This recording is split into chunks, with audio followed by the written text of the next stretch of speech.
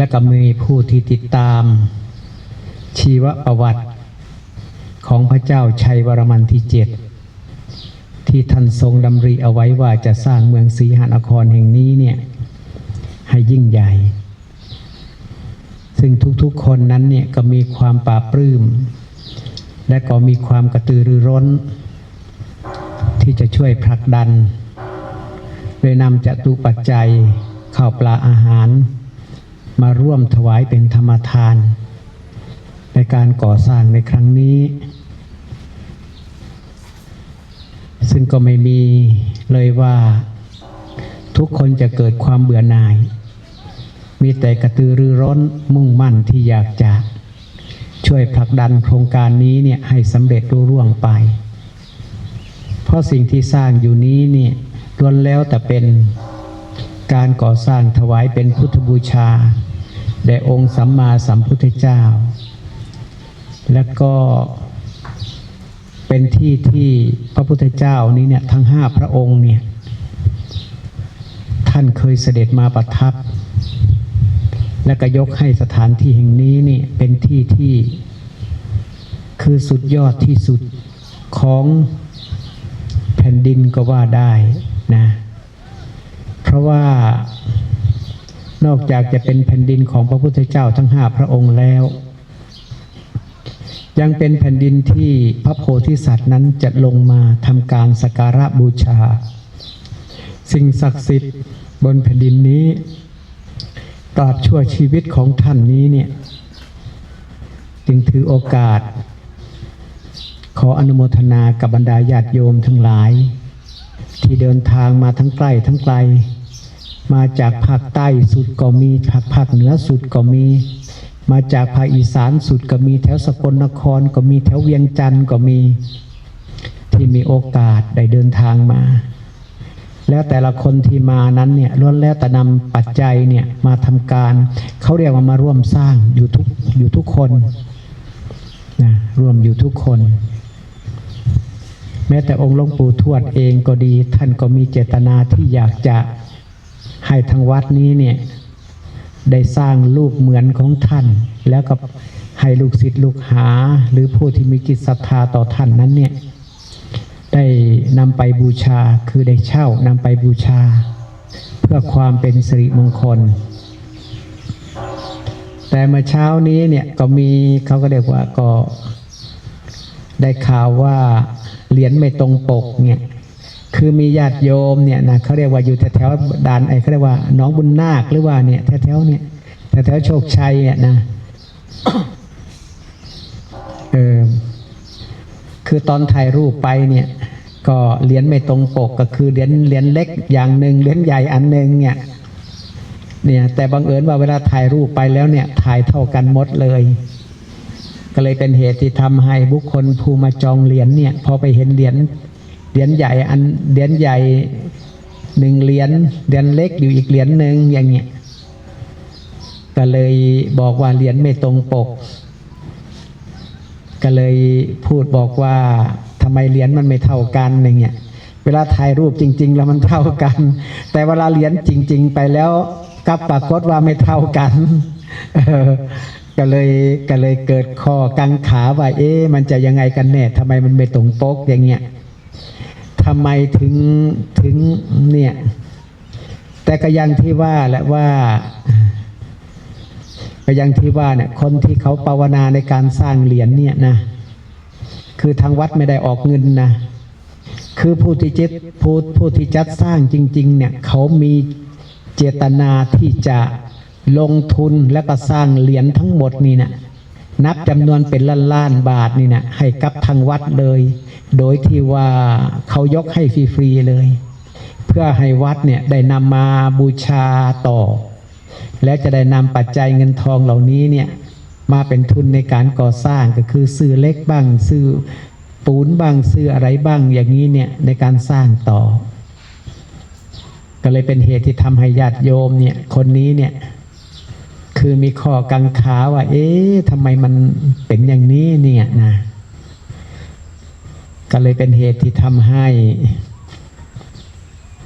ปรากฏขึ้นว่าพอแต่พูดอย่างนี้แล้วใจก็คงจะมีเขาเรียกว่าไม่ถึงกับอคติดอกคือไม่สบายใจเนี่ยเขาก็เลยพิมพ์มาบอกว่าเมื่อคืนนี้ทั้งคืนเลยอย่างเงี้ยเมื่อคืนนี้ทั้งคืนเลยฝันไม่ดีทั้งคืนเลยฝันว่าหมาเลยคุมกัดทั้งคืนเลย หมาเลยคุมกัดทั้งคืนเลยก็เลยพิมพ์มาขอขมาลาโทษกับคนที่ส่งพระนะกับคนที่ส่งพระเนี่ยบอกว่าทำไมหมามาเลยคุมกัดทั้งคืนเลย นอนไม่รับเลยนอนไม่ได้เลยนอนไม่ได้หมาเลยคุมกัดทั้งคืนเลยฝันเนี่ย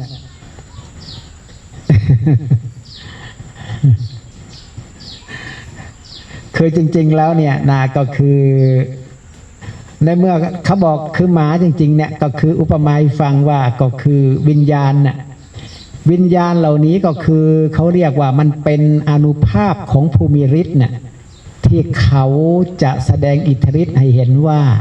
ในเมื่อคนอื่นเนี่ยนะเขาไปพูดแล้วมึงทำไมพูดเนี่ยพูดมึงนี่ปากหมาจริงๆเลยเนี่ยก็เลยไล่ส่งหมาไปฝูงหนึ่งไปเลยคุมกัดเลย ไปคุมกัดเลย คือจริงๆแล้วเนี่ยนาเรียนเนี่ยคืออย่างที่ว่าแหละอย่างที่ว่านะคือเหรียญที่ออกไปจากเมืองศรีหนครแห่งนี้เนี่ยนะ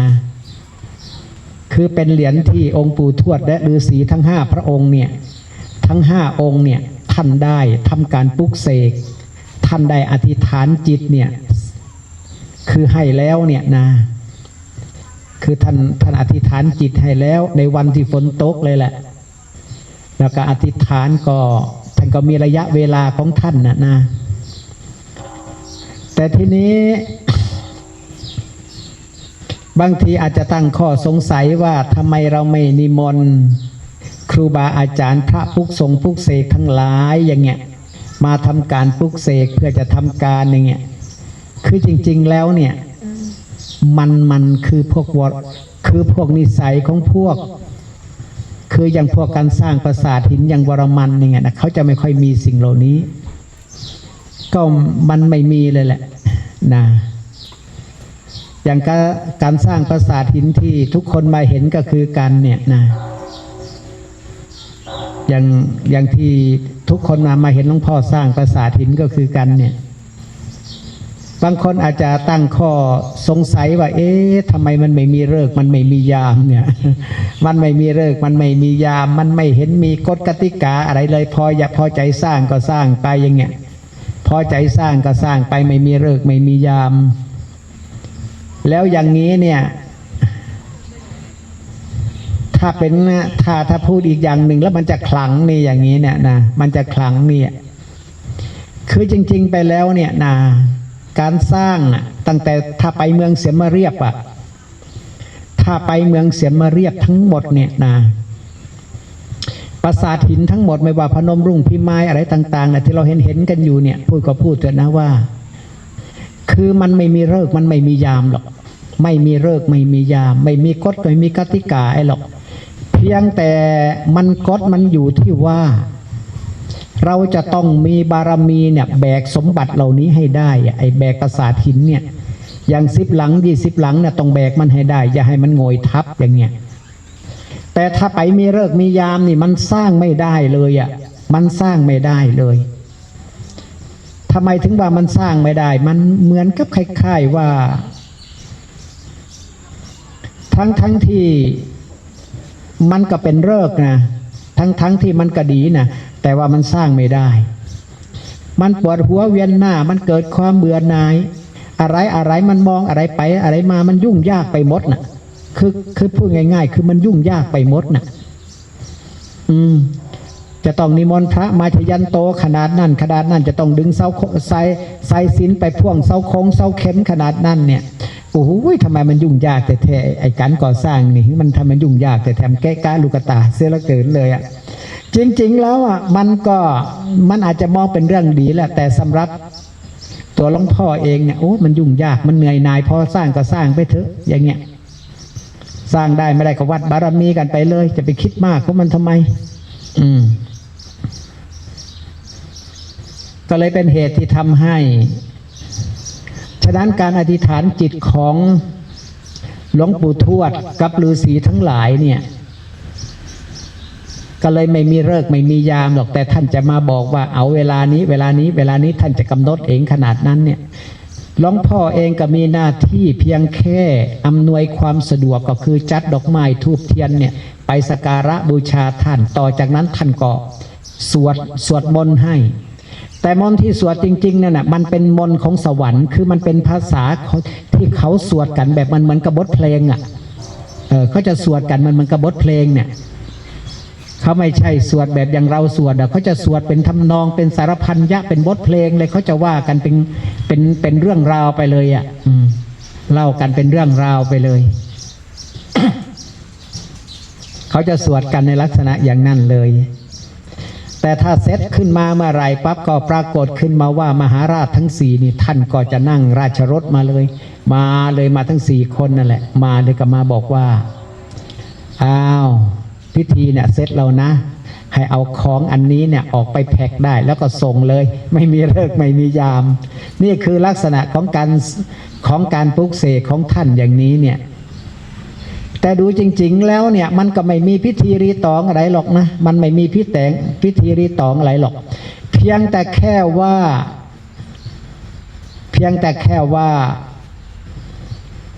มันเป็นเรื่องที่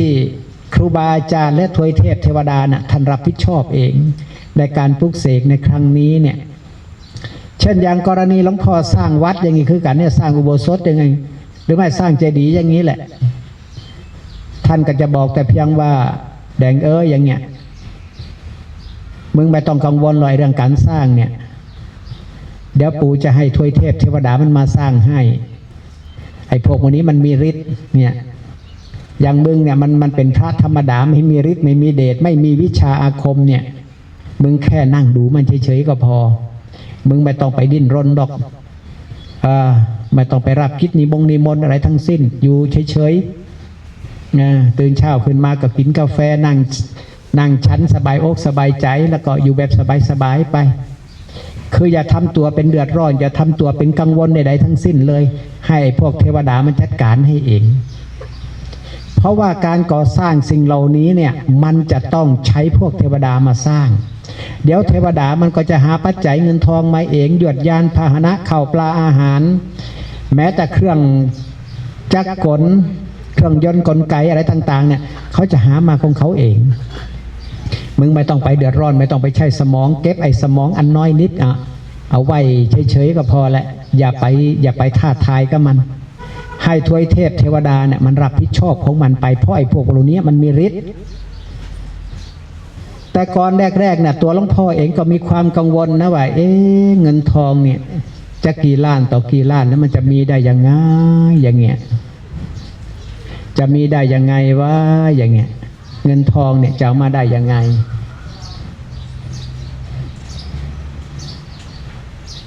จะมีเงินทองที่ไหนมาสร้างแรกๆนะมันก็มีความกังวลอยู่นะแต่พอถึงเวลาจริงๆเนี่ยมันก็เป็นเรื่องแปลกนะพอถึงเวลาจริงๆเนี่ยคนนี้รับไปคนนี้รับไปคนนี้รับไปท่านจะระบุเอาไว้เลยคนนี้ทำหน้าที่รับไปอย่างนี้ปรากฏขึ้นมาว่าอ้าวแต่ละคนนี่ก็ไม่ได้ขี้เกียจขี้คร้านนะครับเป็นคนขยันขันแข็งนะและก็เอาจริงเอาจังเลยเนี่ยกลายมาเป็นคนเอาจริงเอาจังเลยในการทำหน้าที่ของตนเองแม้แต่หลวงพ่อเองก็มีหน้าที่เป็นเพียงแค่ว่าไปคอยนั่งดูไปคอยให้กำลังใจแล้วก็คอยโฉบไปให้เขาเห็นก็พอแล้วต่อจากนั้นก็ถามเขาว่าเหนื่อยไหมร้อนไหมถ้าเหนื่อยถ้าร้อนก็พักถ้าขยันก็ทำต่อแล้วก็มีหน้าที่อยู่เพียงแค่เท่านี้นี่แหละแต่ว่าพอมาพิจารณาไปคิดมาอ้าวนี่มันก็สร้างได้คือกันเด้นี่สร้างได้นะทีนี้ไปมาท่านก็เลยอธิบายให้หลวงพ่อได้ฟังว่าจริงคือสิ่งเหล่านี้เนี่ยเขาบอกเอาไว้ว่ามันเกิดขึ้นเพราะว่าหนึ่งต้องมีบุญเก่า สองก็คือต้องมีความแน่วแน่และมั่นคงกับสิ่งเหล่านี้แล้วอย่าเห็นสิ่งอื่นดีกว่าสิ่งนี้คำว่าอย่าเห็นสิ่งอื่นและอย่าเห็นอย่างอื่นดีกว่าสิ่งนี้ก็คือหมายความว่าสัจจะวาจาขันมหาเขาเรียกว่าสัจจะวาจาและก็ความมั่นคงความตั้งมั่นเนี่ยกับสิ่งเหล่านี้เนี่ยเราจะต้องอยู่คู่กับเขาเราจะต้องอยู่คู่กับเขาแล้วเราก็จะต้องแล้วอีกประการหนึ่งก็คือว่าเราจะต้องเวลาเราพูดคุยเนี่ยเราก็จะคือเราจะต้องพูดคุยกับสิ่งที่ว่ามันเป็นของจริงมันเป็นของจริงบางทีพระสงฆ์องค์เจ้าบางทีญาติโยมทั้งหลายเนี่ยบางทีมาเจอหลวงพ่อแล้วเนี่ยเขาก็ยังสงสัยว่าทำไมหลวงพ่อแดงคุยแต่เรื่องเทพเรื่องเทวดาอย่างเงี้ยไปคุยทำไมคุยแต่เรื่องเทพเรื่องเทวดาคุยเรื่องพระองค์พระอินทร์คือเป็นพระเป็นเจ้าทำไมไปบ้าเทพบ้าเทวดาอย่างนี้เนี่ยเขาบางทีคนบางคนเขาก็ตำหนินะเขาก็ตำหนิแต่ก็ยังที่ว่าแล้วว่าคือ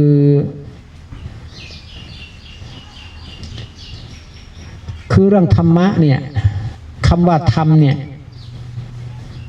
จริงๆมันก็มีอยู่หรอกนะแต่ว่าบางทีบุพกรรมของเรานี้เนี่ยมันไม่มีโอกาสมันไม่สามารถที่จะพูดคุยเรื่องธรรมะอย่างนั้นได้อย่างธรรมะของครูบาอาจารย์ต่างๆเนี่ยเราจะไปยืมของท่านมาอธิบายไม่ได้หรอกไม่เอาของใครของมันอย่างสไตล์ของหลวงพ่อเองก็เอาของหลวงพ่อเนี่ยเรารู้มายังไงแล้วก็คุยอย่างนั้นเวลาไปคุยกับสิ่งที่ตนเองไม่เคยถนัดเนี่ยมันก็คุยไม่ได้หรอกเช่นอย่างบอกว่าตอนนี้จะพาลูกหลานเนี่ยคุยเรื่องธรรมะเรื่องนั่นเรื่องนี้ขึ้นมาเอาอย่างนั้นอย่างนี้ขึ้นมาเนี่ยเราก็คุยไม่ค่อยได้เพราะว่าคนที่อุปถัมภ์เราคนที่ให้ความศรัทธาเราเนี่ยนำพาเราไปบำเพ็ญจริงๆเนี่ยกลายมาเป็นหมาหัวเน่าเลยไม่เอาไม่เอาเราจะต้องยกยอปอปั้นท่านว่าจริงๆแล้วไม่ว่าปราสาทหินไม่ว่าอะไรต่างๆเนี่ยจริงๆแล้วเนี่ยผมไม่ได้มาด้วยความลำบากนะผมไม่ได้มาสิ่งเหล่านี้มาด้วยความเหนื่อยยากลำบากแต่ผมได้มาแบบสบายๆนะไม่ว่าอะไรก็แล้วแต่เนี่ยผมไม่ได้ลำบากเพราะทวยเทพเทวดาเนี่ยเขาจะรองรับทุกอย่างเวลาเขาพูดสิ่งใดเขาต้องทำสิ่งนั้นเขาทำสิ่งนั้นถ้าเขาพูดว่าเขาจะช่วยสร้างวัดเขาก็ต้องช่วยนะเขาก็ต้องสร้างอยู่นั่นแหละเขาก็สร้างมัดเงินกี่ร้อยล้านเป็นพันล้านเขาก็ดิ้นรนของเขาสบายอกสบายใจนะแต่ถ้าสมมติว่าเราไม่เชื่อสิ่งเหล่านี้ขึ้นมาโอ้โหลูกหลานเนี่ยที่ประกอบธุรกิจเป็นหลายๆพันล้านเนี่ยพังชิบหายไววอดเลยนะแล้วเราจะไปเอาเงินจากไหนหรอเราจะไปเอาเงินจากไหนเงิน100 ล้าน200 ล้านมันสร้างวัดไม่ได้หรอกมันสร้างไม่ได้หรอกไม่พอปีเราก็หมดแล้วไม่พอปีมันก็หมดแล้วเพราะว่าค่าก่อสร้างและปัจจัยเงินทองเนี่ยมันมากเพราะมันต้องใช้คนเนี่ยเป็นร้อยกว่าคนเนี่ย160-170 คนเนี่ยถึงจะสร้างปราสาทหินเหล่านี้ได้แล้วทุกสิ่งทุกอย่างเนี่ยมันเหมือนกับคล้ายๆว่าคือไปใช่คนธรรมดาสร้างไม่ได้หรอกเพราะหนึ่งมันกลัวตายแค่ฝุ่นแค่นั้นแหละมันก็วิ่งออกแล้วแค่ลำบากหน่อยก็วิ่งออกแล้วแต่บุคคลที่สร้างจริงๆเนี่ยโอ้โหแดดร้อนขนาดนี้วิ่งเข้าใส่เลยหินใหญ่ขนาดไหนก็ต้องไปสกัดมาลำบากขนาดไหนก็ต้องไปสกัดมาญาติโยมคนไหนที่เป็นเจ้าภาพถวายรถก็ถวายมันอย่างเดียวกี่คันก็ก้มหน้าก้มตาหามาให้กลัววัดจะขาดแคลนตั้งหน้าตั้งตาถวายอย่างเดียวเลยไม่ยอมคือยังไม่ยอมจำนนว่าผมนี่จะเบื่อแล้วนะเบื่อการทำบุญแล้วมันยังไม่มีใครยอมจำนนสักคนเลยแล้วก็ต้องเราก็ต้องเข้าใจว่ามันต้องมีอะไรบางสิ่งบางอย่างแหละที่ไปดลบันดาลให้เขานั้นเนี่ยสนุกในการสร้างบุญสร้างกุศลสนุกในการถวายสนุกในการสกัดหินเจาะหินมาสร้างเลยนะสนุกจริงๆเลยนี่สนุกในการถวายอย่างนั้นอย่างนี้แต่ก็ยังว่าสิ่งเหล่านี้เนี่ย มันไม่ได้เกิดขึ้นเพราะว่าเรามีสิ่งศักดิ์สิทธิ์หรอกนะแต่มันเกิดขึ้นเพราะว่าเราเชื่อไงเราเชื่อถ้าจะให้ผมนี่ไปเชื่ออย่างอื่นผมก็ไม่เชื่อหรอกถึงเชื่อได้แล้วก็ท้องแห้งตายเลยไม่เอาเชื่ออย่างนี้แหละดีแล้วมันสบายใจดีเชื่ออย่างนี้แหละมันสบายใจอย่างน้อยๆมันก็ทำให้เรานี่สบายแหละอย่างการเรียนปู่ทวดนี่คือการหนังที่หลวงพ่อบอกเอาไว้ฟังว่าคือท่านเนี่ยมาปลุกเสกโดยตัวของท่านเองเนี่ยนะพร้อมทั้งครูบาอาจารย์ก็คือฤาษีเนี่ยนะฤาษีท่านก็มาอธิษฐานจิตช่วยแล้วก็ปลุกเสกให้บังเอิญว่ามันมีโยมอยู่คนหนึ่ง เขาเรียกว่าไม่รู้ไอ้ใครไม่รู้นิสัยสิ่งศักดิ์สิทธิ์เกิดเขาเรียกเกิดข้อสงสัยขึ้นมาบอกว่าทำไมเหรียญมันเล็กมันใหญ่ไม่เท่ากันนี่ไม่สมราคาคุยเลยบูชาไปขนาดนี้ไม่สมราคาคุยเลยปรากฏว่าแค่นั้นแหละโอ้โหคืนทั้งคืนนอนไม่ได้เลยเห็นโทรศัพท์มาเห็นพิมพ์มาบอกว่าหมาเลยคุมกัดผมตั้งฝูงหนึ่งเลยทั้งคืนเลยไม่ได้รับไม่ได้นอนเลยเป็นในลักษณะอย่างนี้ไม่ได้รับไม่ได้นอนอันนี้เขาเรียกว่ามันเป็นวิบากมันเป็นการทดสอบที่เบาๆนะ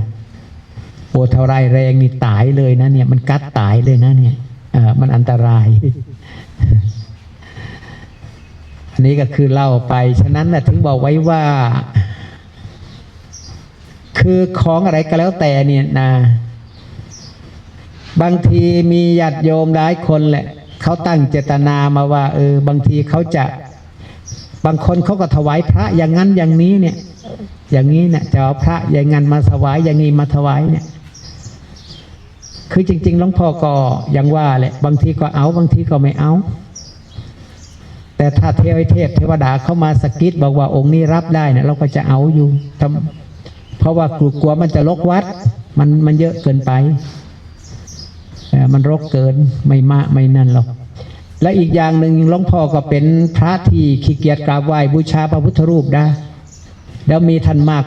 ก็แล้วก็สายตาของท่านมองเห็นหลวงพ่อไม่กราบไหว้สักทีเดี๋ยวจะทำให้เราบาปไปอีก สู้อย่าไปมีท่านดีกว่าเอามีแค่องค์เดียวก็พอแล้วก็เก็บท่านเอาไว้ในวิหารดีกว่าปิดประตูเอาไว้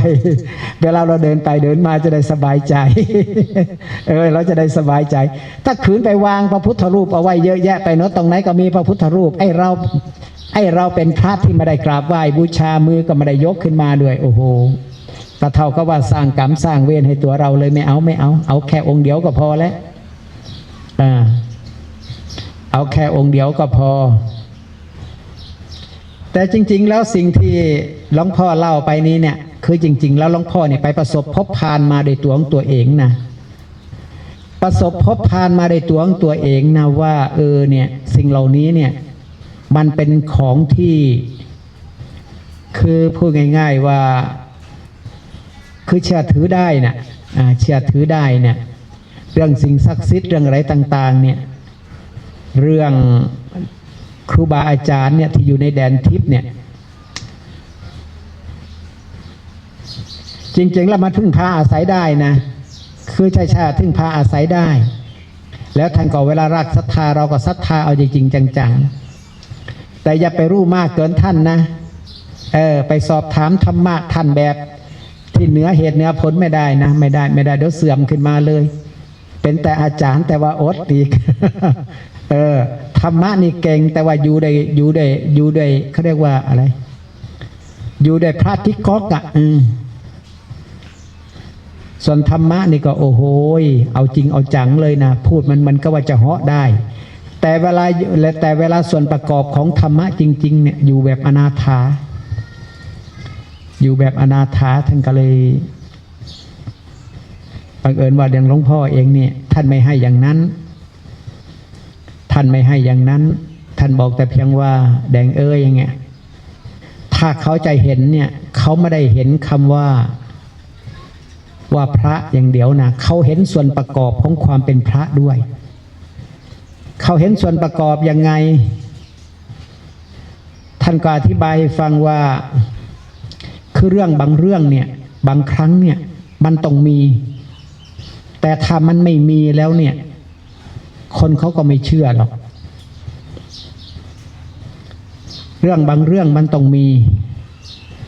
เรื่องบางเรื่องนี้เนี่ยมันต้องมีจุดเด่นแต่ถ้ามันไม่มีเลยเนี่ยมันก็ถ้าในยุคนี้เนี่ยมันก็จะเป็นเหตุที่ทำให้เขานั้นเนี่ยรู้ว่าคือมันมีเขาเรียกมีบารมีธรรมเขาเรียกว่ามีธรรมแต่ไม่มีบารมีมีธรรมะแต่ไม่มีบารมีธรรมทีนี้มีธรรมะแบบไหนมีธรรมะแบบไหนก็ดูไม่ยากดูไม่ยากอย่างสมมติว่าเราเป็นพระเราไปอาศัยวัดคนอื่นเขาอยู่อย่างเงี้ยเราก็ต้องเจ็บเนื้อเจ็บตัวนะเวลาเราทำไม่ดีไม่งามขึ้นมาเนี่ยเขาก็เชกหัวเราออกจากวัดใหญ่ๆเลยเราจะไปตีโพยตีพายว่าทำไมพวกท่านนั้นเนี่ยทำไมพวกท่านนั้นเนี่ยถึงไม่ให้ความยุติธรรมต่อผมทำไมถึงกันแกล้งผมผิดตรงไหนเนี่ยมันก็เป็นลักษณะอย่างนี้เราก็อย่าไปโทษเขาเลยตราบใดที่เรายังอาศัยแผ่นดินเขาอยู่ตราบใดที่เรายังอาศัยวัดเขาอยู่เนี่ยเขาว่ายังไงก็ว่าอย่างนั้นแหละนะอันนี้คือหมายความว่าบุคคลผู้ไม่มีบารมีธรรมมีธรรมแต่ไม่มีบารมีธรรมมีธรรมบางทีเรียนก็ฉลาดเวลาพูดธรรมะก็นั่นนะก็ดีแต่บางครั้งมันก็ยังตกอยู่ใต้อำนาจคือคนที่มีอำนาจอยู่เนี่ยบางทีเขาจะเฉดว่าเราออกอะไรก็ได้อันนี้ก็อย่างที่ว่าแหละฉะนั้นคำว่าบารมีธรรมคือมีธรรมเนี่ยมันลักษณะอย่างไหนส่วนมีบารมีธรรมนี้เนี่ยคืออะไรเรามาพูดถึงคำว่าบารมีธรรม คือบารมีธรรมเนี่ยมันมีองค์ประกอบหลายต่อหลายอย่างโดยกันหนึ่งมันมีลักษณะมันมีทักษะและลักษณะพอที่จะค้นหาว่าบุคคลเหล่านี้เนี่ยคือมากด้วยบุญบารมีเพราะส่วนประกอบนั้นเนี่ยมันคละเคล้าไปด้วย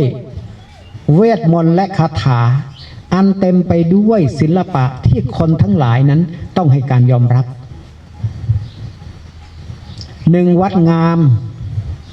และก็มีจุดเด่นและก็เป็นที่พึงพอใจแก่สายตาของชนทั้งหลายคืออันนี้มันมาจากคำว่าบารมีธรรมไอ้บารมีธรรมนี่คือส่วนหนึ่งมันก็มาจากเทวดารักใคร่เอ็นดูและบุญกุศลเก่าในอดีตชาติบวก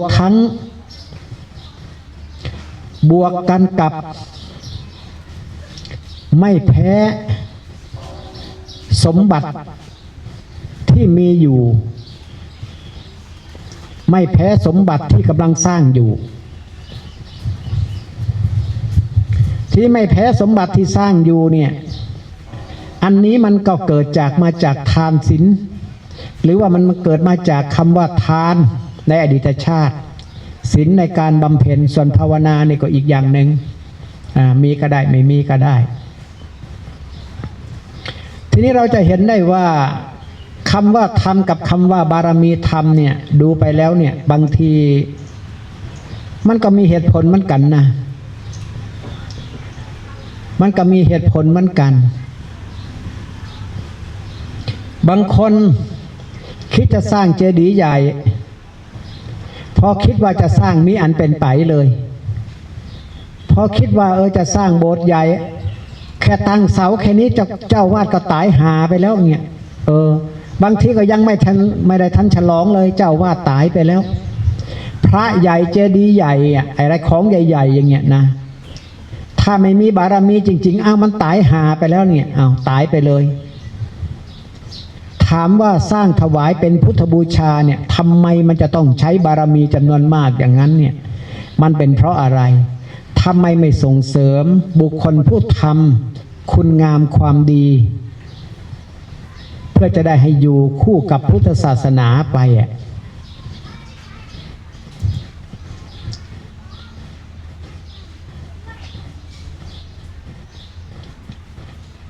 ทำไม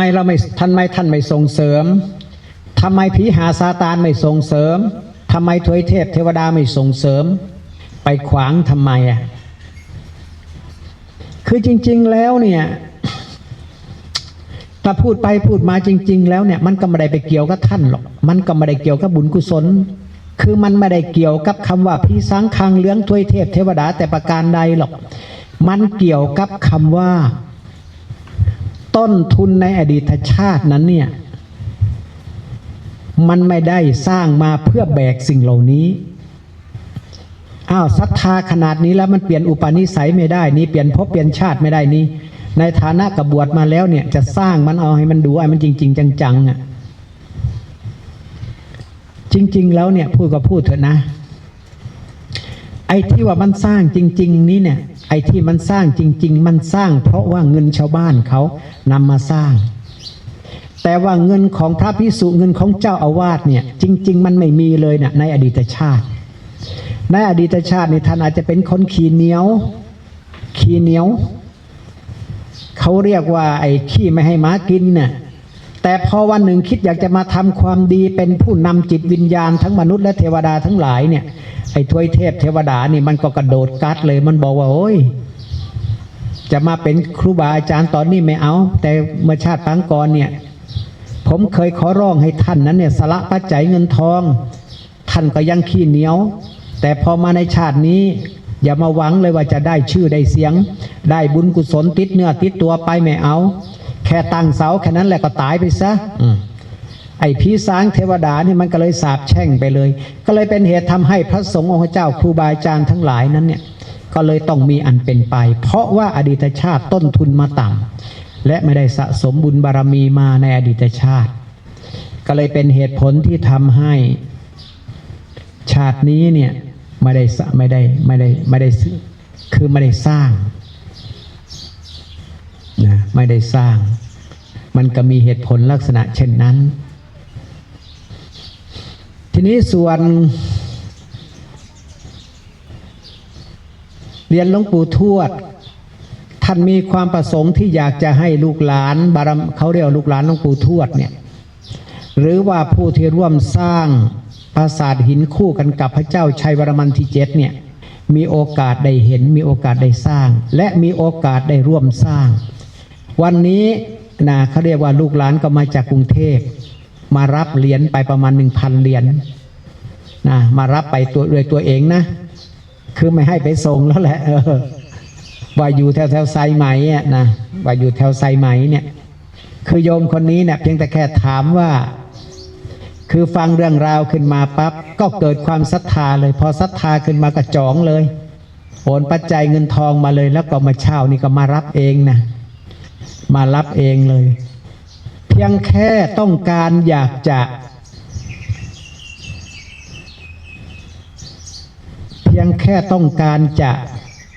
ทำเจตนาของพระเจ้าชัยวรมันที่ 7เนี่ยให้สำเร็จรุ่ล่วงไปเพราะว่าปัจจัยเงินทองเนี่ยที่ลูกหลานคือได้ร่วมบูชานี้เนี่ยจริงๆแล้วเนี่ยเป็นเจตนาของปู่ทวดนะแต่ปู่ทวดนี้ท่านก็เห็นความสำคัญของพระเจ้าชัยวรมันที่ 7น่ะท่านก็เลยดำริว่าเอาอย่างนั้นก็เดี๋ยวปู่จะช่วยสร้างก็ได้ออกเหรียญมาอย่างนี้ออกมาเลยออกไปตลอดเลยจะออกกี่ร้อยเหรียญกี่พันเหรียญก็สุดแล้วแต่ถ้ามีผู้ที่ประสงค์ที่อยากจะร่วมสร้างท่านก็ให้เหรียญเป็นของขวัญไปอย่างเงี้ยให้เหรียญเป็นของขวัญไปส่วนมรดกของปัจจัยเงินทองเนี่ยมรดกที่เกิดจากปัจจัยเงินทองเนี่ยก็จะกลายมาเป็นมรดกอันล้ำค่าที่อยู่คู่กับพุทธศาสนาเนี่ยเขาเรียกว่าในเมืองศรีหนครแห่งนี้แล้วก็จะยืนยัดอยู่อย่างนี้เนี่ยจนถึง 5,000 ปีนะเพราะว่าปราสาทหินเนี่ยหินแต่ละก้อนเนี่ยพูดก็พูดเถอะหินก้อนมันใหญ่ มันคงไม่ละลายภายใน100 ปี1,000 ปีงี้ดอกมันน่าจะนานน่ะมันน่าจะ4-5,000 ปีเนี่ยกว่าหินมันจะละลายเนี่ยกว่าฝนตกมาแล้วกว่าหินมันจะพุไปเนี่ยโอ้ยหลายพันปีหลายพันปีมันจะเป็นสมบัติอันล้ำค่าที่คนทั้งหลายเนี่ยต่างก็ให้ความสนใจนะโอ้โห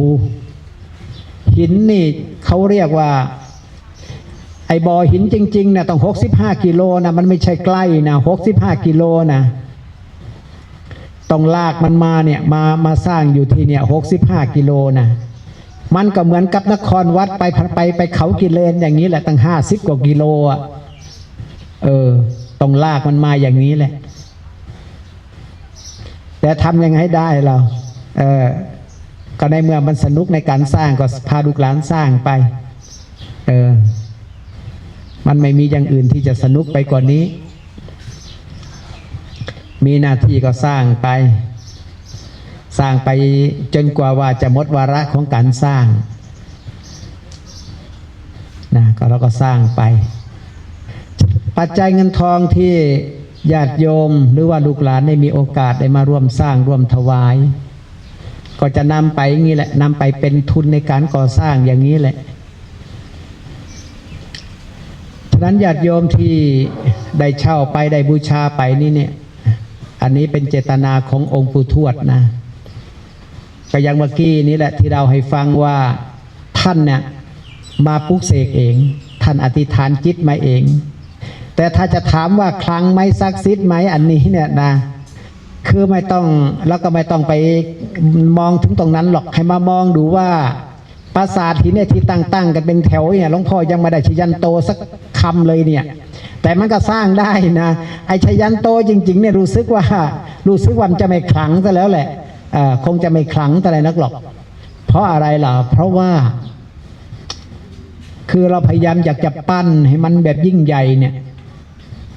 ปั้นตั้งเจตนาอยากจะปั้นอยากจะสร้างใหญ่ต่างๆเนี่ยโอ้โหเท่ากับไปแบกความทุกข์เอาไว้ทั้งโลกเลยนะเนี่ยแบกความทุกข์เอาไว้เลยแต่ครูบาอาจารย์ของหลวงพ่อเองทั้งทวยเทพเทวดาบอกว่าท่านแดงไม่ต้องหรอกไม่ต้องปั๊บปราสาทหินแค่นี้เดี๋ยวจะสร้างให้ก็ได้ใหญ่กว่านี้ก็ยังสร้างให้มาแล้วหน้าปราสาทใกล้หลังเท่านี้เดี๋ยวจะสร้างให้ก็ได้โน่นไปนั่งกินกาแฟไปพักผ่อนให้สบายนี่เดี๋ยวตอนเย็นก็ค่อยขับรถโฉบมาแล้วก็ค่อยมาดูเขาแค่นั้นก็พอแล้วอย่างอื่นไม่ต้องไปพูดถึงมันหรอกให้ทวยเทพเทวดาเนี่ยเขาคือให้ทวยเทพเทวดาเนี่ยเขาสร้างไปเพราะเขาภาวนามาเพื่อสร้างอย่าไปคิดมันมากอย่าไปกังวลมันแต่เวลาพูดคุยก็พูดคุยแต่เรื่องเหล่านี้แหละธรรมะไม่ต้องไปพูดคุยหรอกธรรมะธรรมโมไม่ต้องไปพูดคุยมากหรอกเราก็เลยถามว่าทำไมเราก็บอกไว้ว่าบางทีเขาบอกว่าบางทีธรรมะดีเองแต่ว่าสภาพมันไม่ดีธรรมะดีแต่สภาพมันไม่ดีธรรมะดีสภาพมันไม่ดีแบบไหนท่านให้เหตุผลว่าบางทีมองดูธรรมะแล้วโอ้โหวิเศษนะแต่พอไปมองดูวัดดูว่าไปมองดูสถานที่อยู่อาศัยโอ้โหอย่างก็ไอ้มันเหมือนอย่างกับกองขยะเนี่ยคือมันไม่ได้สวยงามเนี่ยก็เลยบอกว่าถ้าเราถ้าเขาบอกท่านบอกว่าถ้าเองยังไม่มีจุดยืนที่ดีอย่าด่วนไปโฆษณาธรรมะให้เขาฟังเดี๋ยวเขาจะดูแคลนยังไงเราโอ้พูดเถอะนะว่าการจะสอนคนเนี่ยไปสอนคนมีปัญญาสอนคนมีความรู้สอนคนที่เขามีบุญวาสนาเนี่ยถามว่ามันจะต้องมีอะไรดีกว่าเขานะมันถึงจะสอนคนได้มันจะต้องมีอะไรดีกว่าเขาถึงคนจะเชื่อนะไอ้นี่อะไรวัดก็ไม่ดีวัดก็ไม่งามกระจอกสมถงคืออะไรมันมีแต่มันเต็มไปด้วยการไม่น่าดูแล้วจะไปสอนใครสอนเขาก็คงไม่ฟังแล้วหรอกไอ้ที่เขานั่งฟังเพราะเขาเกรงใจต่างหากแต่ถ้าเขาลุกได้เขาลุกไปเลยเขาไม่ได้มาเกรงใจเราหรอก ครูบาอาจารย์เนี่ยปู่ก็เลยบอกว่าอย่าไปสอนคน อย่าไปสอนเขาเขามีปัญญาเลี้ยงตัวเขาอย่าไปสอนเขาแต่ถ้าเราเดินเราไปสอนเขาเนี่ยก็แสดงว่าเราเนี่ยคือร้อนวิชาเขาเรียกว่าธรรมะไม่ค่อยเก่งแต่ถ้าเขามาหาเราแล้วให้เราสอนไอ้นี้เนี่ยเรานี่ศักดิ์สิทธิ์เรานี่ถือว่าแต้มสูงกว่านั่นคือท่านมองลักษณะเช่นนั้นก็เลยเป็นเหตุผลว่าบางคนญาติโยมหรือว่าพระบางคนเนี่ยเขาก็จะมองว่าทำไมหลวงพ่อแดงพูดแต่เรื่องเทพเรื่องเทวดาไม่เห็นพูดเรื่องธรรมะธรรมโมจักทีทวยเทพเทวดาทำไมไปพูดแต่เรื่องเทวดาคือจริงๆแล้วเนี่ยก็อย่างที่ว่าแหละอะไรที่มันทำให้เราเนี่ยเขาเรียกว่าอะไรที่เราได้อะไรมาจากเราได้ประโยชน์จากสิ่งใดก็ควรจะยกยอปอปั้นสิ่งนั้นอย่าไปฮักไม่ได้นะฮักไม่ได้ถ้าคืนฮักขึ้นมาแล้วจนตายเดี๋ยวลำบากอีก ไอยศถาบรรดาศักดิ์นี่มันไม่สามารถจะสร้างวัดเป็นพันล้านได้หรอกมันจะต้องมีสิ่งศักดิ์สิทธิ์นี่แหละที่คอยช่วยเหลือคอยอุปถากแม่ถ้าไปพูดธรรมะเอาดีๆเราก็จะคอยได้ยศถาบรรดาศักดิ์นะโอ้ไม่ได้ไปมาจะตกกระป๋องก่อนมันคนละนั่นกันอันนี้คือสไตล์ของหลวงพ่อก่อนเลยสไตล์อย่างนี้แต่ถ้าเราทำตัวอย่างนี้แล้วพูดอย่างนี้แล้วโอ้โหสบายเลยไม่ว่าประสาทจะลังใหญ่ลังโตขนาดไหนมองดูแล้วมันกระเด็กอนุบาลไปเลยเนี่ยแต่ถ้าทำอะไรเกะกะลูกตาทำอะไรต่างๆมันยุ่งยากโอ้โหจะสร้างปราสาทหลังหนึ่งเนี่ยต้องไปเป่าตรงเป่าแต่ไปเป่าสังไปจ้างพราหมณ์มาเลยเอาหัวหมูเลยใบสงใบสีเลยดูไปดูมานี่มันจะสร้างอะไรวะนี่มันจะยกสวรรค์มาสร้างนี่มันจะยกสวรรค์มาสร้างหรือยังไงไปมาเห็นแล้วมันอนาจใจเห็นแล้วมันเหนื่อยมันเหนื่อยก็ไอ้คำว่าไปเพ้อฝันมันเหนื่อยก็ไอ้คำว่าปั้นน้ำเป็นตัวมันเหนื่อยก็ไอ้ที่ว่าความสำเร็จมันอยู่ที่เราไม่ต้องไปเรียกพี่สางเทวดามาช่วยมันก็สำเร็จอยู่แต่ถ้าสมมติว่าเราต้องมีบุญนะเราต้องมีทุนเป็นตัวของตัวเราเองอย่างนั้นเหรียญหลวงปู่ทวดหลวงพ่อก็ขออธิบายไปว่าคือองค์ท่านเนี่ยท่านมาประทับแล้วก็มาสวดเองแล้วก็พร้อมทั้งฤาษีเนี่ยประมาณ 4-5 องค์เนี่ยท่านก็มาสวดยัตติให้นะสวดยัตติให้แต่มีโยมอยู่คนหนึ่งที่ว่าคิดมากเกินไปละเอียดเกินไปพอคิดมากเกินไปละเอียดเกินไปมาเขาพิมพ์มาบอกว่าหมาเลยคุมกัดทั้งคืนเลยเนี่ยในฐานะที่ปากไม่ดีคิดไม่ดีมันจะเป็นอย่างนั้นแหละนะเพราะว่าคือถ้าเราไม่รู้ว่าเนี่ยสิ่งเหล่านี้เนี่ยคือมีเหตุผลยังไงคืออย่างหลวงพ่อเองเนี่ยเคยประสบพบผ่านมาบางทีก็ไปเจอไอ้พี่สางบางทีไปเจอไอ้พี่เขมรคือการอย่างหลวงพ่อนี่ไปเจอพี่เขมรเนี่ยบางทีเขาก็ใส่ไสยศาสตร์เวทมนต์มาโอ้โหผีเขมรนี่มันแรงนะมันวิ่งมาเป็นล้านตัวนี่ไอเนี่ยมันตั้งหน้าตั้งตาที่มันก็บอกไอ้ผีนะมันก็พยายามไปบ่อยผีบอกว่าเฮ้ยเนี่ยมึงรู้ไหมว่ามึงรู้แล้วใช่ไหมว่าหน้าที่ของมึงคืออะไรวะเงี้ยมึงจะต้องไปสกัดกั้นพระแดงเด้ออย่าให้สร้างนครวัดนี่สำเร็จเด้อถ้าสำเร็จมาไรนี่พวกเขมรนี่จนตายแน่นอนเลยแหละได้ครับนายเดี๋ยวผมจะไปกำราบพระแดงสักหน่อยหนึ่งเนี่ยเชื่อไหมว่าพอแต่มันโผล่หัวมาขึ้นมาเนี่ยมันเดินมาเนี่ยเป็นหลายแสนตัวนะมันเดินมาอีกแล้วไอ้ผีเขาเรียกไอ้หงส์พรายนี่มันก็มาอีกแล้วนี่มันก็เดินมาเลยพอมันเดินมาขึ้นมาเนี่ยหลวงพ่อนี่ก็จะทำยังไงว่าจะไล่ตีไอ้หงส์พรายนี่จะไล่ตีสั่งไม่แต่บอกมาไล่ตีมันนี่ไอ้เราก็ไม่มีวิชาอาคมเพราะว่า เราไปฝึกกรรมฐานกับพวกเทวดาเขาก็ไม่ได้ฝึกวิชามาเพื่อให้เราไล่ตีผีสักหน่อยนี่เขาก็ไม่ได้ให้เราได้ฝึกตีผีพอเราไปเห็นไอ้โหงพรายที่ไอ้พวกเขมรเนี่ยมันส่งมาหลวงพ่อกันนั่งเฉยเลยนั่งเลยคือนั่งมองดูแต่มันเนี่ยมันก็เดินผ่านไปผ่านมาเนี่ยบางทีก็เรียกมันมาถามว่าเฮ้ยไอ้โหงพรายข้าถามเองหน่อยมึงรับงานใครมาวะอย่างเงี้ยข้าพเจ้ารับงานหมอผีมาเขาจ้างมึงเท่าไรเขาก็จ้างหมูเห็ดเป็ดไก่พวกอาหารหวานข้าวพวกของสดต่าง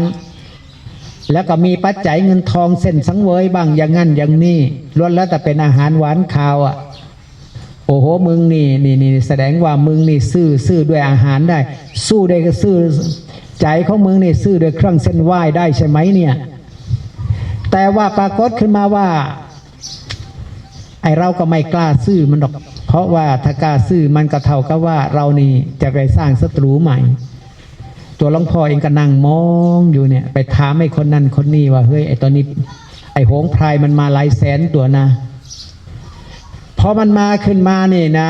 ดูไม่ยากดอกวัดนี่คนจะเงียบอาหารหวานข้าวก็เงียบญาติโยมไม่เข้าวัดปัจจัยเงินทองก็ไม่เข้าเลยต่างคนก็ต่างมานั่งมองกันว่ามันเกิดอะไรขึ้นวะมันผิดปกตินี่นะธรรมดานี่ญาติโยมจะต้องวิ่งเข้าวัดวิ่งมาวิ่งไปวิ่งมาถามข่าวเกี่ยวกับเรื่องคำว่า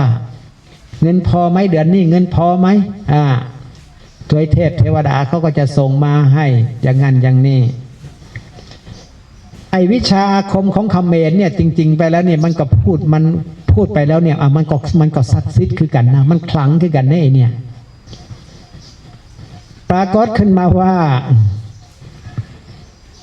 มันก็มีอยู่วันหนึ่งมันมีไอ้หัวหน้าเนี่ยไอ้หัวหน้าผีนี่แหละมันมาหาหลวงพ่อเนี่ย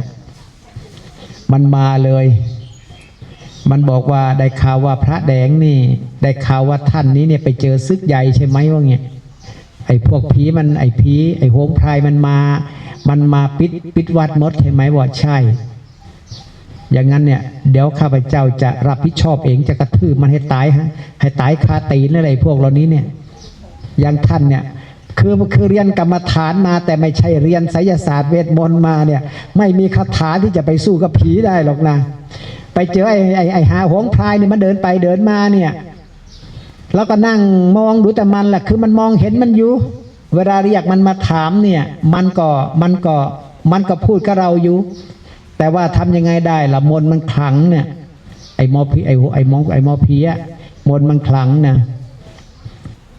จากนั้นเป็นต้นมาก็เลยบอกว่าท่านแดงท่านอยู่เฉยๆเดี๋ยวข้าพเจ้าจะรับผิดชอบเองไอ้ผีอย่างนี้มันจะต้องเจอข้าต้องเจอตีนข้าพเจ้าเนี่ยเดี๋ยวจะจัดการให้ปรากฏขึ้นมาว่าไอ้หัวหน้าผีตัวนี้มันก็โอ้โหถือตะบองใหญ่เลยใหญ่ตัวมันยักษ์ตัวมันใหญ่เท่ายักษ์เนี่ยยักษ์ใหญ่เลยแหละไอ้โหงพรายในตัวใหญ่กว่าคนอีกนะมันก็เลยจับมากับมาฟาดตำพื้นฟาดไปฟาดมามันเลยด่าไปด่ามาไอ้โหงพรายพวกเหล่านี้เนี่ยมันก็เลยกลับไปเขมรคืนกลับไปบ้านมันคืนมันก็บอกโอ้ยใครจะไปกล้าสู้มันว่ามันเป็นหัวหน้าผีเนี่ยตัวใหญ่ตัวโตขึ้นมาเลยพอแต่เขาปราบเรียบร้อยเสร็จปั๊บฟัดว่าปรากฏว่าญาติโยมเข้าวัดมันยังเก่าเลยนี่ปัจจัยเงินทองญาติโยมก็ร่วมอนุโมทนามีแต่สิ่งดีๆเข้าวัดน่ะทีนี้ไอ้หัวหน้าผีก็เลยมาบอกว่าท่านแดงเนี่ยจริงๆได้หัวหน้าผีไอ้พวกโหงพรายตัวนี้เนี่ยถ้าลำพังจะสู้มันจริงๆเนี่ยท่านสู้มันไม่ได้หรอกท่านสู้มันไม่ได้หรอกเพราะท่านไม่มีกรรมฐานท่านไม่เรียนมาเพื่อปราบมันเนี่ยแต่ไม่เป็นอะไรหรอกนะไอ้พวกเหล่านี้ไม่ต้องไปถึงมือท่านหรอกแค่มือข้าพเจ้าแค่นั้นข้าเจ้ามันตายแค่นั้นแหละปรากฏขึ้นมาว่าไอ้โหงพรายนี่เป็นร้อยๆตัวเป็นพันตัวแสนตัวเนี่ยมันไปหมดจริงๆนะมันไปเลยแหละพอไปมาฟาดว่าเราก็เห็นเลยว่าวัดเริ่มเบิกบานแช่มชื่นแล้วก็มีคือญาติโยมก็เข้าวัดเข้าว่า มีความสุขเวลาพูดคุยอะไรกันฟังอะไรกันไปก็มีความสุขอ่ะเพราะว่ามันมดเนี่ยมันมดอาถรรพ์เราก็เลยได้หัวหน้าผีมาอยู่1 ตนก็ไม่ต้องไปเลี้ยงอะไรดอกไอ้หัวหน้าผีนี่เพราะว่าท่านแดงไม่ต้องมาให้ข้าพเจ้ากินอะไรหรอกนะมันเป็นหน้าที่ของข้าพเจ้าที่จะต้องมาคอยดูแลท่านมีหน้าที่สร้างก็สร้างไปไอ้เรื่องพูดผีปีศาจได้ข้าพเจ้าจะรับผิดชอบเองหน้าที่ใครหน้าที่มันก็เลยกลายมาเป็นว่าเขาก็เลยรับภาระเราไปอีก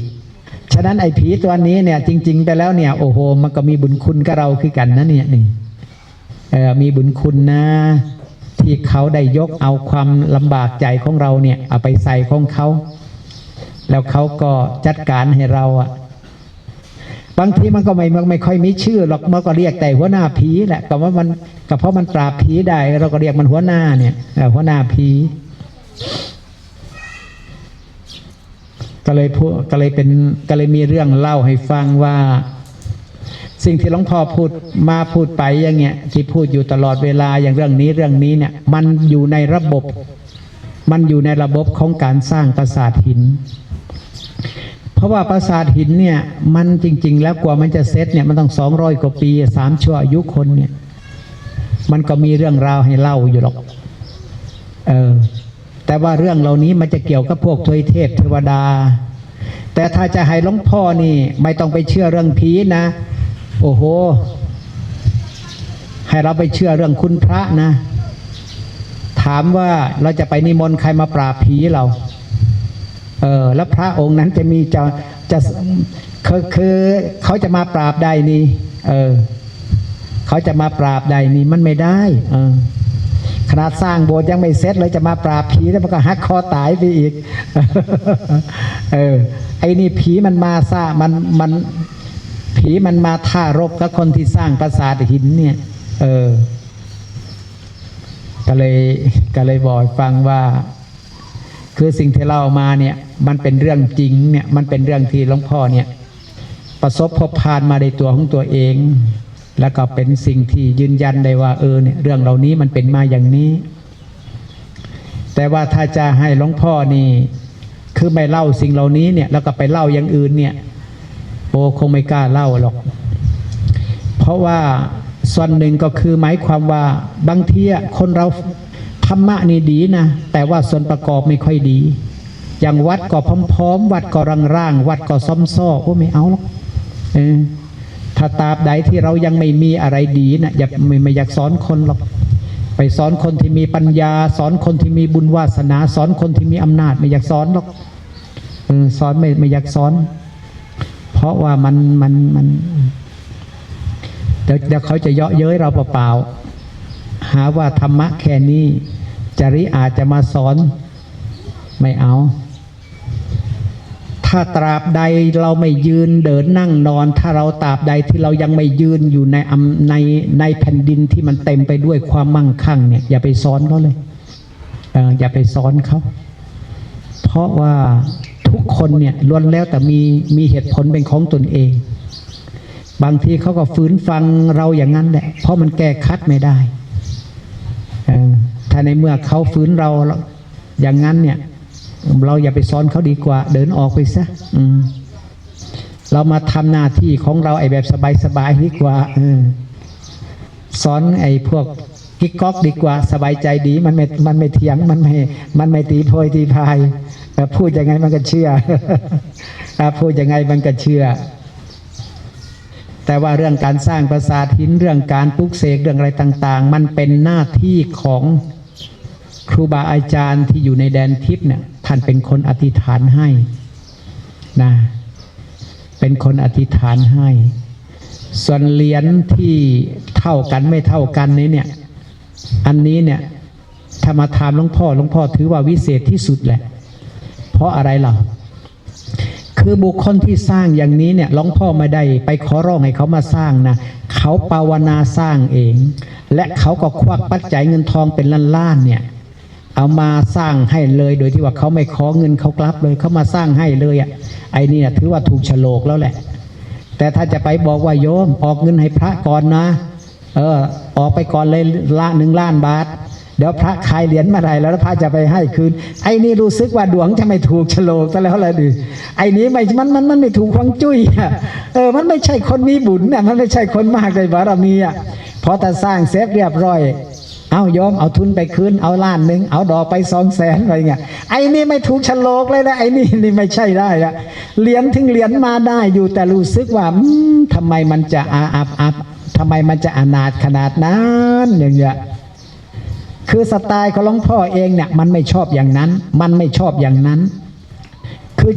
มันชอบอย่างเดียวคือให้เขาถามเราก่อนว่าผมฟังคำพูดของหลวงพ่อวันนั้นแล้วเนี่ยผมมีความศรัทธาอยากจะถวายเหรียญเนี่ยเป็นเงินขนาดนี้เป็นเงินประมาณ1 ล้านกว่าบาทนี้เพื่อต้องการอยากให้หลวงพ่อไปต่อยอดใหม่เนี่ยนะหลวงพ่อก็เลยมาว่าอ้าวแค่ฟังขนาดนี้เนี่ยยังไม่ได้รู้จักมากีกันเท่าไหร่นักเลยเกิดความศรัทธาแล้วก็แสดงว่าเนี่ยดวงแสดงว่าบารมีมันถึงกันเอาไปเลยแต่ถ้าบอกว่าโยมรู้จักคนนั้นคนนี้ไหมเข้ามาหาหลวงพ่อในเด้อหลวงพ่อจะให้สร้างเหรียญแต่ว่าทั้งวัดไม่มีเงินหรอกจะให้ออกทุนก่อนเดี๋ยวถ้าขายเหรียญเสร็จเรียบร้อยแล้วก็ค่อยมาเอาทุนคืน คือถ้าเป็นอย่างนั้นเนี่ยมันคงไม่ใช่สไตล์หลวงพ่อแดงหรอก สไตล์หลวงพ่อแดงจะต้องไม่ใช่อย่างนั้นทุกสิ่งทุกอย่างที่มันเกิดขึ้นและมันได้มาเนี่ยล้วนแล้วแต่มีเหตุมีผลล้วนแล้วแต่เหมือนกับว่าบุญชักนำมาในเมื่อวาสนาไม่มีแล้วจะไปอย่าไปง้อคนไม่เอาหรอกในเมื่อไม่ร่วมสร้างบุญร่วมกันมาไม่เอาอย่ามาร่วมกันอย่ามาร่วมกันไปร่วมกันมาก็มีแต่จะช่างกันไม่เอาต่างคนต่างมีต่างอยู่ต่างคนต่างสร้างของใครของมันดีกว่าใครสร้างมากสร้างน้อยอีกเรื่องหนึ่งคือนิสัยของหลวงพ่อชอบอย่างนั้นนะนิสัยของหลวงพ่อเองนะชอบอย่างนั้นแต่บังเอิญว่าเหรียญ2 เหรียญนี้เนี่ยล้วนแล้วแต่เป็นบุคคลผู้มีเจ้าภาพอยู่แล้วเนี่ยเขาก็ควักเงินสดของเขามาเลยเป็นล้านเอาถวายให้เลยแล้วให้หลวงพ่อเนี่ยนำไปให้ญาติโยมเนี่ยเขาบูชาต่อปัจจัยเงินทองได้มาก็ไม่ไปร่วมสร้างอันนี้เนี่ยมันเกิดขึ้นเพราะว่าเนี่ยถึงเขานะมันถึงด้วยเหตุด้วยปัจจัยไอ้ของอย่างนี้นะจริงๆแล้วเนี่ยมันถ้าตามสไตล์ของหลวงพ่อนะถือว่าเป็นของที่วิเศษที่สุดนะเหรียญอย่างนี้เนี่ยถือว่าวิเศษที่สุด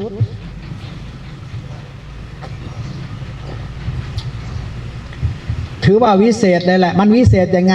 มันวิเศษเพราะว่า1มันทำให้เราไม่เสียเกียรติและมันทำให้คนเนี่ยที่เดินทางมาเห็นคุณค่าในการสร้างวัดวาอารามในการสร้างปราสาทหินน่ะ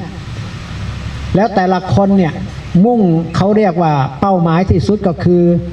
สร้างศรีหนครให้ยิ่งใหญ่มันไม่มีอะไรที่จะไปมันไม่มีอะไรที่จะต้องไปตั้งมายามันขึ้นมาแล้วมันมีความสะอาดในตัวของเขาอยู่แล้วไม่ต้องไปถามแล้วแหละไม่ต้องไปถามแล้วแหละคือทุกสิ่งทุกอย่างเนี่ยมันไม่มีมายาไอ้ความไม่มีมายานี่เองเลยเป็นเหตุที่ทำให้ว่านี่แหละคือวิเศษที่สุดแล้วแหละวิเศษเลยแหละไม่มีอะไรจะวิเศษเท่านี้อีกแล้วแหละแต่ถ้าบอกว่าตุกเสกทำไมไม่จัดพิธีประรำนั่นประรำนี่นิมนต์วัดวาอารามนิมนต์ครูบาอาจารย์มานั่งโอ้ยแค่คิดก็เหนื่อยแล้วไหนจะทำมาดอีกไหนจะได้ใส่ศีลอีกโอ้ยไม่เอาอย่าไปหาความลำบากหัวมันเลยแค่นี้ก็พอแล้วแหละแค่นี้ก็พอแล้วแหละเดี๋ยวถ้าเกิดข่าวออกไปว่าโอ้ยวัดอาจารย์แดงนี่ก็ปลุกเสกเครื่องรางของขลังใหญ่โตมโหฬารหาว่าเราอดอยากเรื่องปัจจัยเงินทองอีกไอ้นี่ไม่รู้ว่าเจ้าหน้าไปไว้ที่ไหนเลยโอ้โหไม่เอามันได้เงินมากจริงอยู่แต่มันเสียศักดิ์ศรีมันเสียศักดิ์ศรีความเป็นสมณะของเรามันถูกเหยียบได้ส้นตีนเลยไม่เอาสไตล์หลวงพ่อนี่บอกว่าไม่เอาไอ้ถ้าจะทำอย่างนั้นไม่เอาบอกว่าไม่ต้องเดี๋ยวจัดการเอง เออคณะสร้างปราสาทหินประมาณ1,500,000 ก้อนมันยังไม่ยุ่งยากมันจะมาภาษาอะไรใกล้ไอ้แค่ของแค่นี้อะไรก็ง่ายไปหมดนั่นแหละอย่าไปคิดมันมาก โอ้โหถ้าเราจะมานั่งปุ๊บถ้าเราจะมาทำพิธีใหญ่อย่างนั้นอย่างนี้โอ้ตายมันไม่ได้ตายเพราะ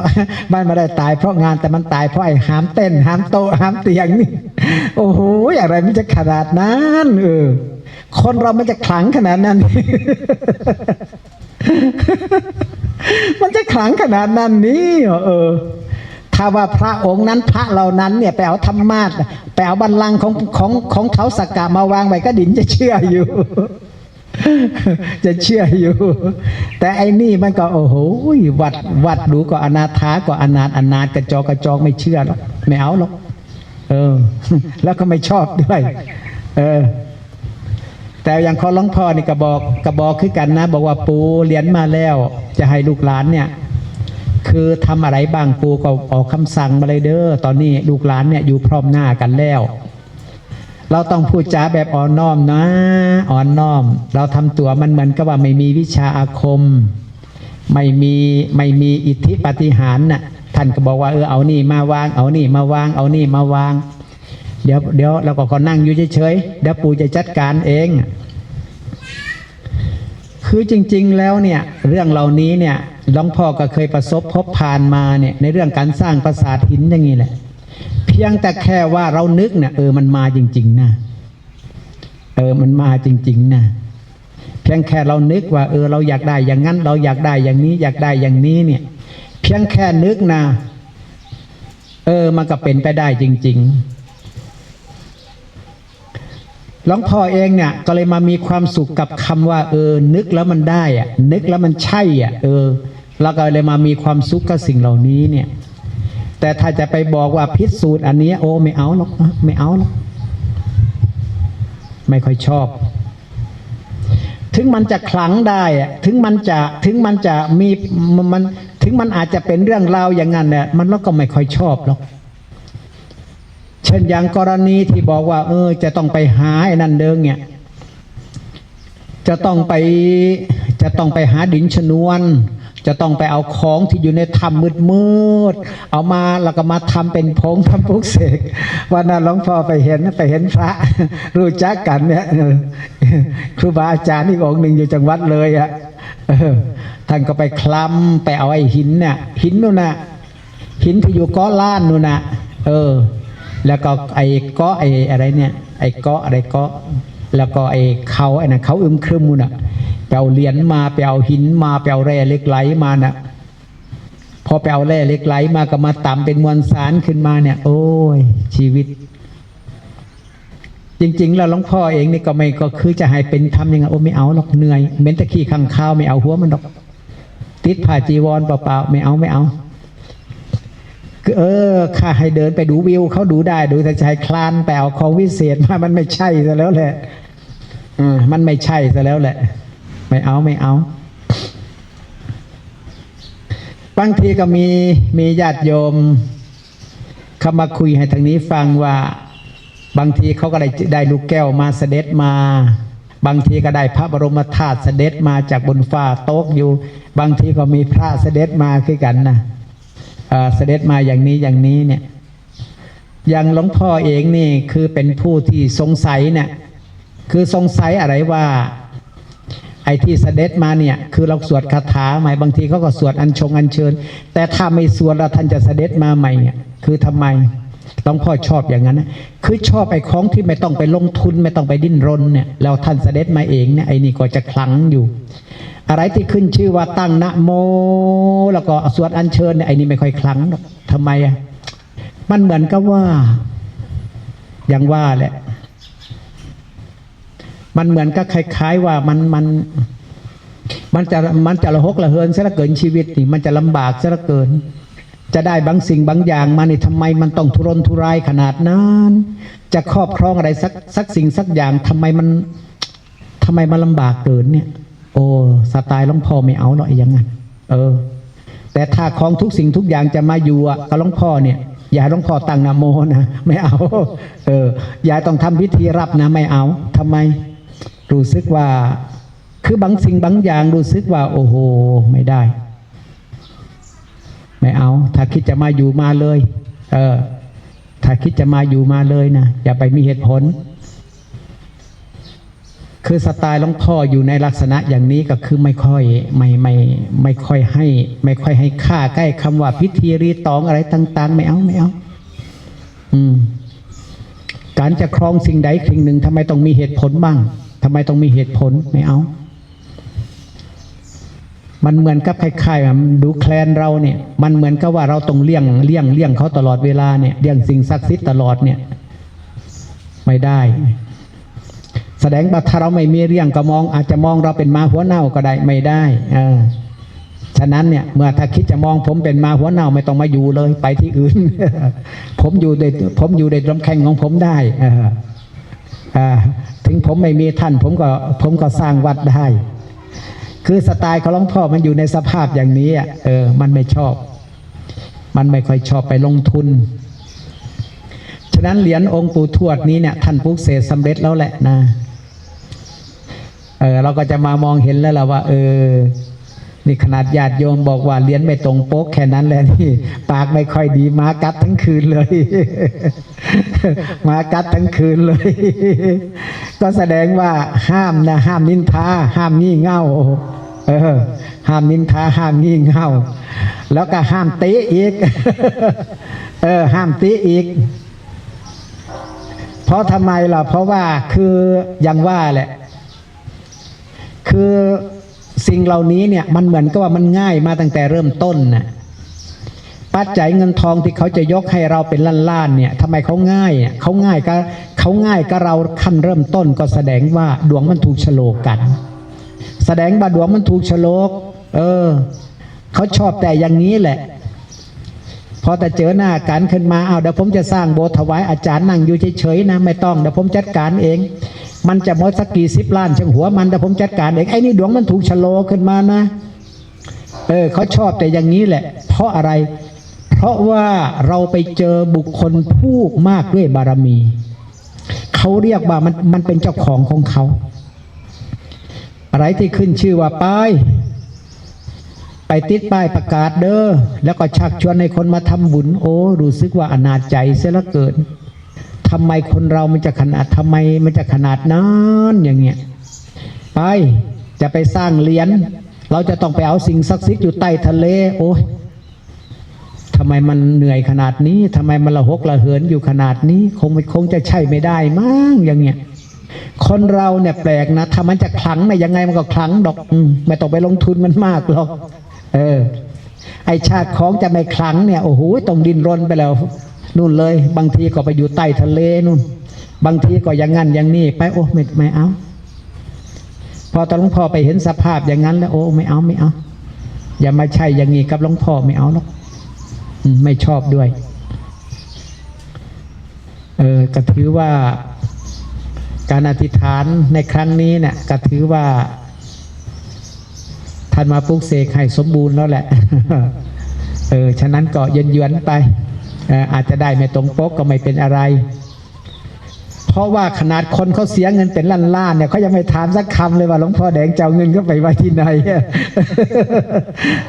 เขายังไม่ถามสักคำเลยว่าหลวงพ่อแดงจะเอาเงินผมไปไว้ที่ตรงไหนเนี่ยถ้าได้เงินมาแล้วจะไว้ตรงไหน